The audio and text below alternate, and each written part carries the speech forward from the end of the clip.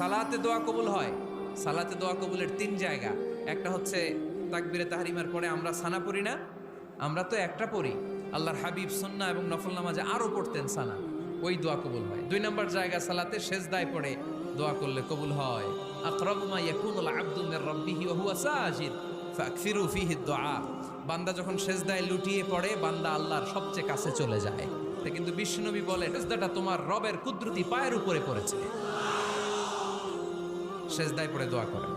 সালাম ফিরানোর আগে বিশ্বনবী দোয়া করতেন, লা ইউসাল্লিমান্না আহাদুকুম হাত্তা ইয়াতাআওয়াযা মিন আরবা'a। আল্লাহর হাবিব বললেন, চার জিনিস থেকে পানাহানা আছে আমার কোন উম্মত যেন সালাম না ফিরায়। তারা যেন পড়ে, আল্লাহুম্মা ইন্নী আউযু বিকা মিন আযাবিল কবর, আউযু বিকা মিন আযাবি জাহান্নাম, আউযু বিকা মিন ফিতনাতিল মাহইয়া ওয়াল মামাত, আউযু বিকা মিন ফিতনাতিল মাসিহিদ দাজ্জাল। আল্লাহ কবরের আযাব থেকে বাঁচাও, আল্লাহ জাহান্নামের আগুন থেকে বাঁচাও, আল্লাহ জীবন মরণ